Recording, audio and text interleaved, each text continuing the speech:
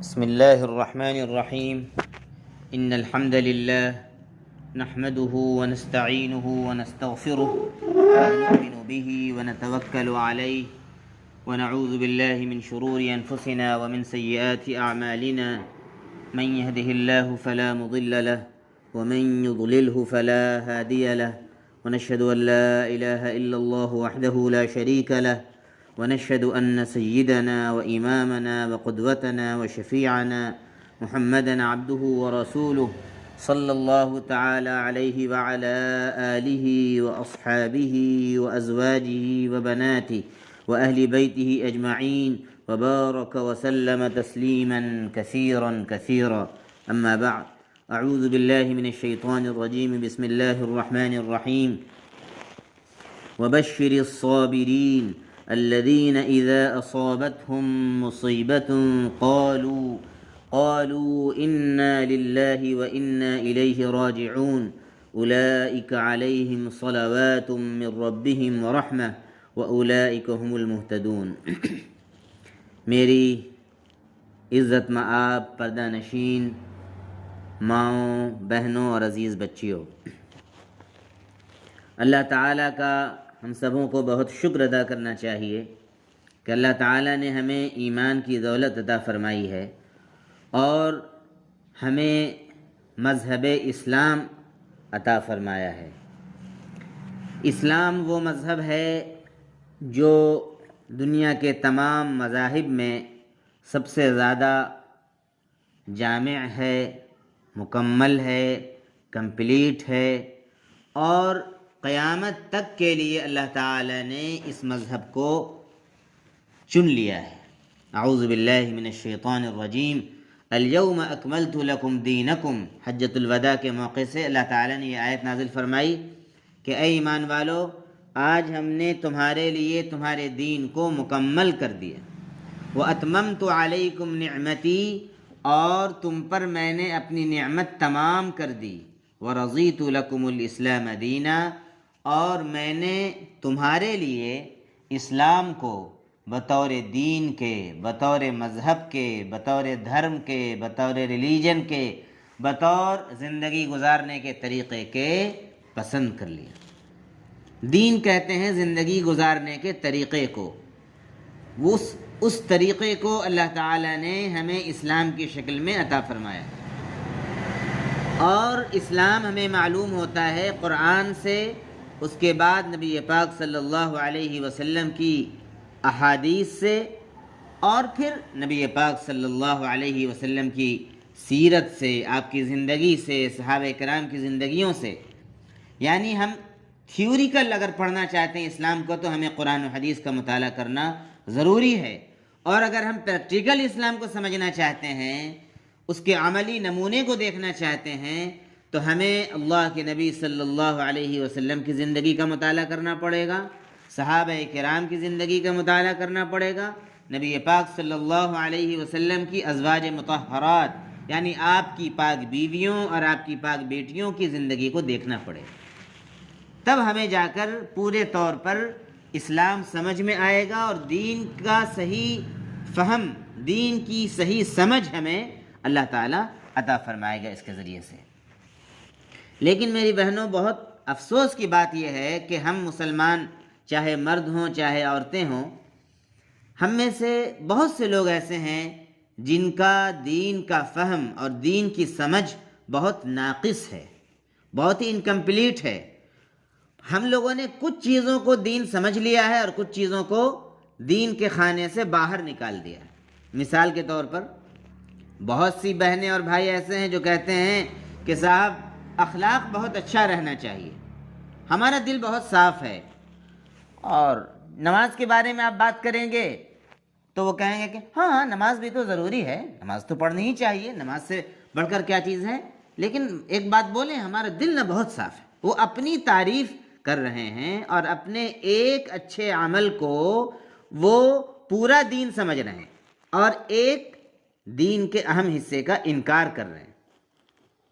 زبان سے انکار نہیں کر رہے ہیں لیکن عملاً انکار کر رہے ہیں، نماز میں نہیں آتے ہیں، لیکن وہ یہ کہیں گے کہ نہیں اخلاق بہت اچھا ہونا چاہیے۔ ہم تو بھائی دیکھیں اپنے رشتہ داروں کے ساتھ نا بہت اچھے ہیں، بہت اچھی بات ہے، آپ رشتہ داروں کے ساتھ اچھے ہیں۔ تو آپ جب اللہ کے بندوں کے ساتھ اچھے ہیں، رشتہ داروں کے ساتھ اچھے ہیں، تو اپنے اللہ کے ساتھ کیوں نہیں اچھے ہیں؟ اللہ کی عبادت کیوں نہیں کرتے؟ اللہ کو سجدہ کیوں نہیں کرتے؟ اللہ سے جا کر دعائیں کیوں نہیں مانگتے؟ تو ایک اس طریقے کی بات آتی ہے۔ اور بعض لوگ وہ ہوتے ہیں بھائی بہن جو کہتے ہیں کہ صاحب عمل سے یہ کہتے ہیں کہ نماز پڑھنا ہی صرف عبادت ہے۔ گھر پہ بعض خواتین وہ ہوتی ہیں جو مصلی پر بیٹھی ہیں۔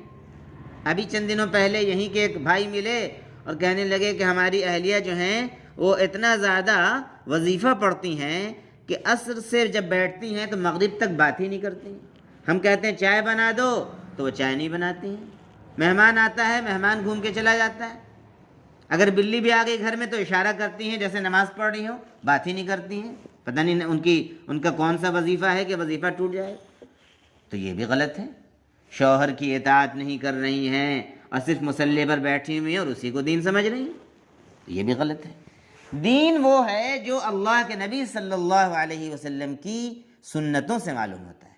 آپ صلی اللہ علیہ وسلم اللہ کا حق بھی ادا کرتے تھے، عبادت کرتے تھے، اور عبادت صرف آپ صلی اللہ علیہ وسلم نے اپنی امت کے مرد اور عورتوں پر 5 وقت کی نمازیں اللہ تعالیٰ کی طرف سے فرض فرمائیں، لیکن خود آپ صلی اللہ علیہ وسلم 6 وقت کی نمازیں پڑھتے تھے۔ ان 5 وقت کی نمازوں کے علاوہ پوری زندگی آپ صلی اللہ علیہ وسلم نے تہجد کی نماز پڑھی۔ اور بندوں کا حق کیسے ادا کرتے تھے؟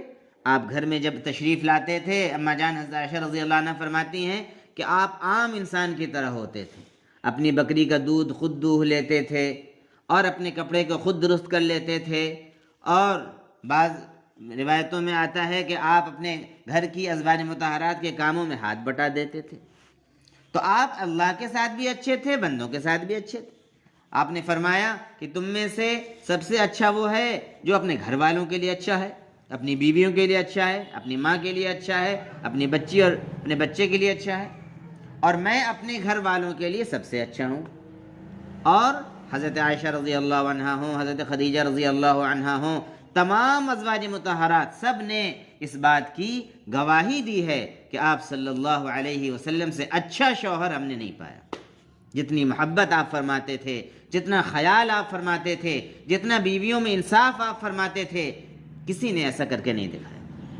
تو میری بہنوں، عرض کرنے کا مقصد یہ ہے کہ ہمیں سب سے پہلے دین کو پورے طور پر سمجھنے کی ضرورت ہے، اور دین کے تمام شعبوں پر عمل کرنے کی ضرورت ہے، بیلنس کرنے کی ضرورت ہے۔ اپنی زندگی میں بیلنس کریں، اللہ کا حق بھی ادا کریں، بندوں کا حق بھی ادا کریں۔ دین کے اندر سب سے پہلی چیز کیا ہے؟ ایمانیات۔ ہمارا ایمان مضبوط ہو اللہ پر، اللہ کے نبی پر، اللہ کی کتابوں پر، اللہ کے رسولوں پر، اور اس بات پر کہ ہر اچھی بری تقدیر اللہ کی طرف سے ہے۔ تقدیر پر ایمان لانا بھی ضروری ہے، اور موت کے بعد دوبارہ زندہ اٹھائے جانے پر ہمارا ایمان مضبوط ہو۔ دوسرے عبادات میں ہم آگے ہوں، نمازوں میں، روزوں میں، جو فرض نمازیں، فرض روزے، فرض حج، اور اسی طریقے سے فرض زکوٰۃ ہے، اس میں ہم بہت ادا کرنے والے ہوں اس کو۔ اسی طریقے سے معاشرت، جو سوشل لائف ہے ہماری، اس میں بھی ہم اچھے ہوں، ہم اپنے گھر والوں کے ساتھ اچھے ہوں، اپنے شوہر کے ساتھ اچھے ہوں، اپنے رشتہ داروں کے ساتھ اچھے ہوں، اپنے سسرالی رشتہ داروں کے ساتھ اچھے ہوں۔ اسی طریقے سے معاملات ہمارے اچھے ہوں، لین دین ہمارا ٹھیک ہو۔ اسی طریقے سے جتنے بھی شعبے ہیں دین کے، تمام شعبوں پر عمل کرنے کا نام دین ہے۔ ایک چیز اور ہے کہ ہم میں سے بہت سے لوگ ایسے بھی ہیں کہ جو اپنی پسند کی چیزوں پر عمل کرتے ہیں۔ مثال کے طور پر کسی کا جی کر رہا ہے کہ ہر وقت وہ ذکر کرتا رہے، بہت مزہ آتا ہے تو وہ ذکر میں بیٹھا ہوا ہے، اور کسی کا جی چاہتا ہے کہ وہ لوگوں کے ساتھ ملے جلے، اخلاق سے پیش آئے، اس میں اس کو مزہ آتا ہے۔ تو میرے بھائی اور میری جتنی بھی بہنیں سن رہی ہیں، اصل چیز یہ ہے کہ مزہ آنے سے زیادہ ہمیں یہ دیکھنا ہے کہ اللہ تعالیٰ کس میں خوش ہوتے ہیں، اور اللہ کے نبی صلی اللہ علیہ وسلم کی سنت کیا ہے۔ ہم جب اس کو کریں گے، ہمارا جی ہو سکتا ہے نہ چاہے، ہمارے نفس کو برا لگے، بھاری لگے، تو جنت جو ہے وہ گھیر دی گئی ہے حفت الجنت بالمکارہ، ناپسندیدہ چیزوں سے۔ جو باتیں ہمارے جی کو بعض دفعہ اچھی نہیں لگتی، نماز پڑھنے کا جی نہیں چاہ رہا، پھر بھی اللہ کا حکم ہے، تو جب ہم ان چیزوں کو کرتے ہیں جو ہمارے جی کو اچھی نہیں لگتی، تو اللہ تعالیٰ ہمیں جنت عطا فرماتے ہیں اس کے بدلے میں۔ اور جہنم کو اللہ تعالیٰ نے خواہشوں سے گھیر دیا ہے، جو جی میں آئے وہ کرو، تو جہنم میں جانا بالکل آسان ہے، کچھ کرنا ہی نہیں اس کے لیے۔ تو آج مجھے ایک اہم چیز یہ بیان کرنی ہے کہ معاشرتی زندگی میں، سوشل لائف میں ایک بہت اہم چیز یہ ہے کہ جب بھی کوئی بھائی یا کوئی بہن بیمار پڑ جائے تو ہم اس کی عیادت کو جائیں۔ عیادت کرنا، کسی بیمار کو دیکھنا، یہ بہت ہی اہم ترین سنت ہے اور بہت ہی اہم ترین عبادت ہے۔ اسی طریقے سے اگر کسی کے یہاں کسی کا انتقال ہو جائے تو اس کی تعزیت کو جانا، یہ بھی بہت ثواب کا عمل ہے۔ ایک حدیث میں آتا ہے کہ ایک مسلمان کے دوسرے مسلمان پر 5 حق ہیں۔ سب سے پہلا یہ کہ اگر وہ سلام کرے تو اس کو جواب دیا جائے، اسی طریقے سے وہ دعوت کرے تو اس کی دعوت کو قبول کی جائے، اگر وہ بیمار پڑ جائے تو اس کی عیادت کی جائے، اگر وہ چھینک کر الحمدللہ کہے تو اس کے جواب میں یرحمک اللہ کہا جائے، اور اگر اس کا انتقال ہو جائے تو اس کے جنازے میں شرکت کی جائے۔ یہ ہر مسلمان بھائی کا مسلمان بھائی پر حق ہے، ہر مسلمان بہن کا مسلمان بہن پر حق ہے۔ عیادت کرنے کا ثواب اتنا زیادہ ہے کہ اگر کوئی شخص کسی بیمار کی عیادت کرتا ہے یا اپنے کسی بھائی کے پاس یا کوئی بہن کسی بہن کے پاس صرف اللہ کی رضا کی خاطر، اللہ کو خوش کرنے کی خاطر اگر اس سے ملنے کے لیے اگر کوئی جاتی ہے تو ایک فرشتہ یہ خوشخبری سناتا ہے طبت و طاب ممشاک، کہ تم خوش رہو اور تمہارا آنا یہاں مبارک ہو۔ اور بعض شراح حدیث نے اس کا مطلب یہ بیان کیا ہے کہ اللہ تعالیٰ تمہارے گناہوں کو معاف کرے اور تم خوش رہو، اور جنت میں اللہ تعالیٰ تمہیں ٹھکانہ عطا فرمائے۔ اور ایک روایت میں ہے کہ جب تک مریض کے پاس آدمی بیٹھا رہتا ہے، اس کی عیادت کرتا ہے، اور جب تک اس کے پاس سے اٹھ نہیں جاتا ہے، اس وقت تک جنت کے ایک خوشے میں رہتا ہے۔ صحابہ نے پوچھا وما خرفۃ الجنہ، کہ جنت کا خوشہ کیا ہے؟ تو آپ صلی اللہ علیہ وسلم نے فرمایا کہ جنت کے پھل ہیں۔ یعنی جب یہاں پر وہ دنیا میں کسی مریض کی عیادت کرے گا تو اللہ تعالیٰ اس کو جنت کے باغ میں رکھیں گے اور جنت کا پھل وہ کھائے گا۔ یا بعض محدثین نے اس کا مطلب یہ بیان کیا ہے کہ دنیا ہی میں رہ کر اللہ تعالیٰ اس کو گویا کہ اتنے دیر وہ جنت کے باغ میں رہا۔ تو عیادت کرنا بہت اہم ترین سنت ہے اور اس پر ہمیں عمل کرنا چاہیے۔ اسی طریقے سے تعزیت کرنا، تعزیت کس کو بولتے ہیں؟ جب کسی کے یہاں کسی کا انتقال ہو جائے تو اس کے گھر میں جانا، اس کو تسلی دینا، صبر کی تلقین کرنا، یہ اسے کہتے ہیں تعزیت۔ یہ بھی سنت ہے اور یہ ایک مسلمان کا حق ہے، لیکن اس کے بھی کچھ آداب ہیں۔ عام طور پر یہ ہوتا ہے کہ بعض بہنیں ہماری خاص طور پر ماشاءاللہ ہمارے یہاں تو بہت اس کی کثرت ہے اور اس پر لوگ ہماری بہنیں عمل کرتی ہیں، کثرت سے مریض کے ہاں بیمار کے یعنی جس کا انتقال ہو جاتا ہے اس کے گھر میں جاتی ہیں، لیکن چند باتوں کا اس میں خیال نہیں رہ پاتا ہے۔ سب سے پہلی چیز یہ ہے کہ ہم جب عیادت کرنے کو جاتے ہیں تو اگر وہ مرد کا جنازہ ہے جو ہمارے لیے غیر محرم ہے، غیر محرم پہلے بھی میں نے یہ بات سمجھائی ہے کہ جس سے بھی شادی ہو سکتی ہے وہ غیر محرم ہے، تو اس کو دیکھتی ہیں بعض خواتین ہماری رشتے میں، ہم چچا بولتے تھے، پھوپھا بولتے تھے، یا سگا پھوپھا بھی غیر محرم ہوتا ہے، تو سگا پھوپھا بھی ہے تو اس کے جنازے کو دیکھنا صحیح نہیں، چہ جائے کہ وہ منہ بولا چچا ہو، منہ بولا پھوپھا ہو، خواتین دیکھتی ہیں جا کر، تو دیکھنا صحیح نہیں۔ ہاں اگر وہ محرم رشتہ دار ہو تو دیکھ سکتے ہیں ہم۔ دوسری بات یہ ہوتی ہے کہ بعض خواتین جب جاتی ہیں تو وہ ان کو جن کے گھر میں جنازہ ہوتا ہے اس کو ایسی باتیں کہہ دیتی ہیں کہ اگر اس کو بیچاری کو اگر جتنا غم ہے وہ تو فطری غم ہے، اس غم کو اور بڑھا دیتی ہیں۔ مثال کے طور پر میت کا نام لے لے کے اور اس کی خوبیوں کو گنا کے کہ ارے وہ ایسا تھا اور ایسا تھا. بیچاری اگر کم رو رہی ہے تو سوچتی ہیں کہ اتنا کم کیوں رو رہی, اس کو اور زیادہ رلایا جائے, اور اس کو سمجھتی ہیں خیر خواہی کہ ہم نے بہت اچھا کام کیا.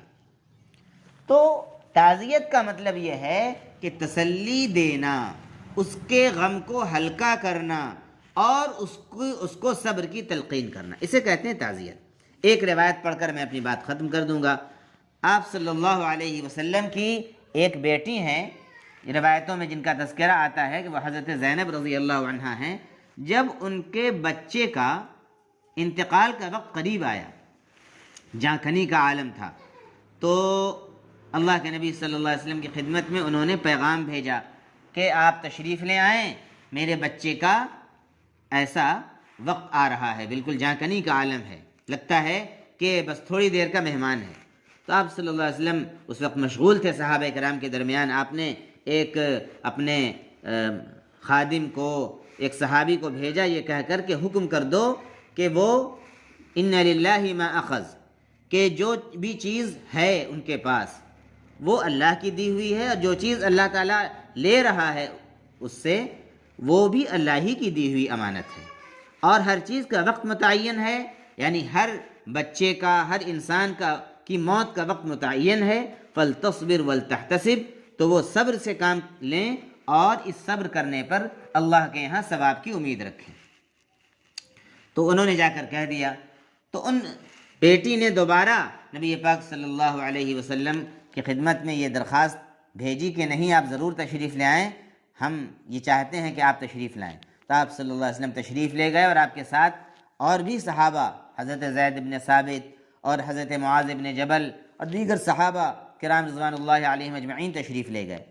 اور جب آپ گئے تو آپ کی گود میں اس بچے کو دیا گیا, یعنی وہ آپ صلی اللہ علیہ وسلم کا رشتے میں ناتی لگا, نواسا لگا, اور آپ کی گود میں تھا, اور اسی وقت اس کی روح پرواز کر گئی. تو آپ صلی اللہ علیہ وسلم نے, آپ صلی اللہ علیہ وسلم کی آنکھوں سے خود بھی آنسو بہہ پڑے. تو ایک صحابی نے کہا کہ اے اللہ کے رسول یہ کیا ہے, یعنی ادب سے انہوں نے کہا کہ اللہ کے رسول آپ دوسرے موقع پر آپ نے رونے سے منع فرمایا ہے کہ میت پر نہ رویا جائے, تو یہ آپ کے جو آنسو ہیں یہ ہم سمجھ نہیں پا رہے ہیں. تو نبی پاک صلی اللہ علیہ وسلم نے فرمایا کہ یہ رحمت کے آنسو ہیں, اللہ تعالیٰ جس کے دل میں بھی چاہتا ہے رحمت عطا فرماتا ہے. تو اس حدیث سے معلوم یہ ہوا کہ جب ہم جائیں کسی کی تعزیت کرنے کے لیے تو اس کو صبر کی تلقین کریں. اور اگر یہ جملہ یاد کر لیں جو ابھی ہم نے نقل کیا, ان للہ ما اخذ, دیکھو اے میری بہن, جو نعمت لے لی تمہارے شوہر کی شکل میں جو تھی, تمہارے بچے کی شکل میں جو تھی, وہ اللہ کی تھی, اور جو نعمت اس نے دے رکھی تھی یا ابھی جو دے رکھی ہے وہ سب بھی اللہ ہی کی ہے. اس لیے تم کیا کرو, صبر سے کام لو, اور اس صبر کرنے پر, یہ صبر کرنا تمہارا بیکار نہیں جائے گا, اللہ تعالیٰ اس پر تمہیں بہت ثواب عطا فرمائے گا. تو اس طریقے کے کلمات کہے جائیں. دوسری بات یہ ہے کہ فطری جو غم ہوتا ہے اور اس غم کے نتیجے میں جو آنسو بہہ پڑتے ہیں, تو یہ کوئی منع ایسی چیز نہیں ہے جس کو شریعت نے ناپسند کیا ہو. اگر کوئی بہن میری رو رہی ہے, اس کے گھر میں غم ہو گیا ہے, تو زبردستی بالکل اس کے آنسو کو خشک کرا دینا, اس کو رونے ہی نہ دینا, یہ غلط ہے. تھوڑی دیر اگر وہ رو رہی تو رونے دیا جائے. نفسیاتی یعنی میڈیکل سائنس کے اعتبار سے بھی غم جس کو اگر جس پر بھی کوئی غم اگر کا سامنا ہو, اگر وہ رو لے تو اس کا غم ہلکا ہو جاتا ہے. تو رحمت کے آنسو منع نہیں ہیں. آپ صلی اللہ علیہ وسلم کے جب خود بھی آنسو آئے تو آپ نے فرمایا کہ یہ تو دل جو ہے وہ غم سے بالکل جب غم زدہ ہو جاتا ہے تو آنکھوں سے آنسو نکل جاتے ہیں. یہ تو رحمت کی بات ہے, اور اللہ تعالیٰ سب کو رحم نہیں دیتا ہے.